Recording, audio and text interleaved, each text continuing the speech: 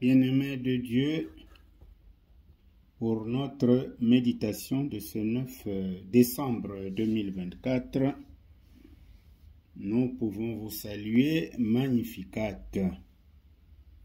Anima Mea Domino.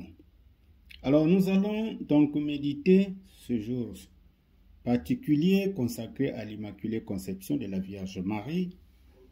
Le texte de méditation, c'est Luc au chapitre 1, les versets 26 à 38. De quoi s'agit-il? Vous pouvez l'imaginer déjà, il s'agit de l'Annonciation. L'annonce de la naissance de Jésus-Christ. Alors, pour mieux imprégner ce texte, nous vous conseillons de lire Ésaïe chapitre 7, tout le chapitre, et en particulier les versets 10 à 14. Vous comprendrez mieux l'introduction que nous allons donner à notre texte. Parce qu'à ce moment, Juda, le pays de Juda, se trouve presque à l'entrée de la guerre avec les pays voisins, qui sont en campagne de guerre contre lui. C'est donc souvent dans les moments difficiles que Dieu nous montre sa grandeur, en raison de notre petite foi. C'est au plus fort des tourments politiques que traverse le royaume de Juda que Dieu demande un signe au roi Achaz, ce que vous pouvez lire dans Ésaïe 7, les versets 10 à 14. Cependant, Achaz prétexte de ne pas tenter le Seigneur et refuse de demander un signe. Cette incrédulité fatigue la patience de Dieu, mais ne l'empêche pas de donner un signe. Et ce signe, le voici. Voici la Vierge deviendra enceinte, elle enfantera un fils et elle lui donnera le nom d'Emmanuel. Dieu avec nous, Dieu parmi nous, Dieu au milieu de nous. Le texte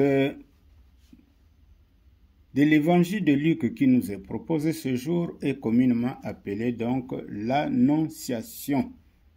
C'est-à-dire que l'ange Gabriel annonce à Marie qu'elle sera enceinte et enfantera un fils qu'elle appellera Jésus. C'est dans ce paragraphe que se trouvent les premières paroles de la prière tant aimée des adorateurs du Seigneur. C'est-à-dire, je vous salue Marie. Alors, essayons de comprendre un peu l'annonce de la naissance de Jésus. Le Messie devrait naître dans la famille de David. 100 ans s'étaient écoulés depuis la mort de David. Dieu, en examinant des milliers de familles issues de cette lignée, son œil s'arrêta sur une humble femme en la personne de Marie.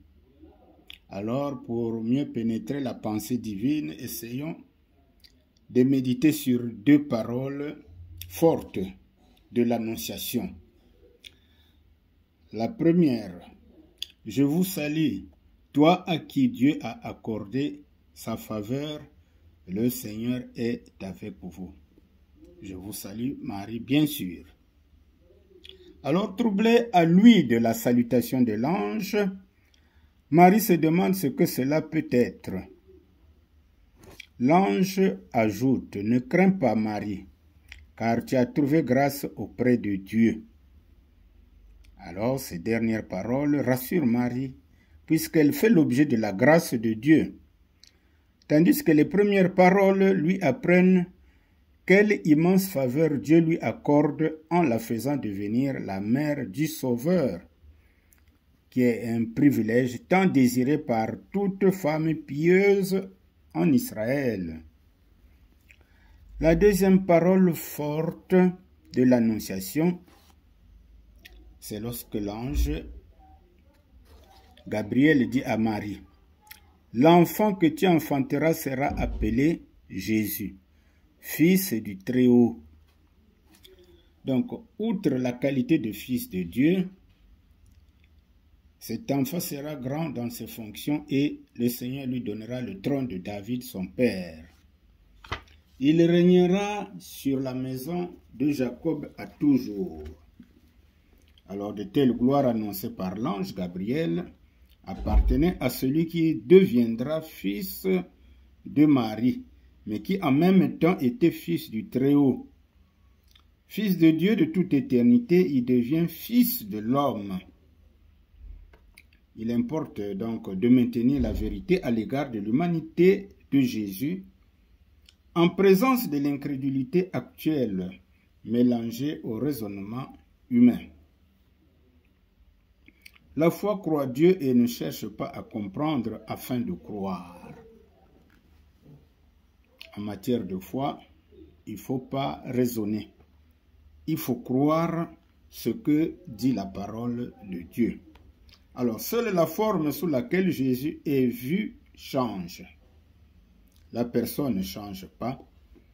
Ce que nous dit le psaume 102, les versets 27 à 28. Alors, par le péché, l'homme demeure sans intelligence quant à Dieu et aux choses de Dieu. Confère 1 Corinthiens 2, verset 14. Alors, ce merveilleux texte sur l'Annonciation nous aide à dire à Dieu, sinon à lui adresser la louange, lui qui nous a envoyé son Fils, devenu homme pour habiter au milieu de nous, en vue de nous montrer le chemin du salut qui conduit vers lui, vers Dieu. Donc, nous devons disposer nos cœurs à l'accueillir en toute simplicité, à l'exemple de Marie et Joseph. Alors, une fois que nous avons médité ce texte, il y a une parole que nous devons retenir, le verset 38. « Je suis la servante du Seigneur, qu'il me soit fait selon ta parole. » Soyons donc les servants de Dieu.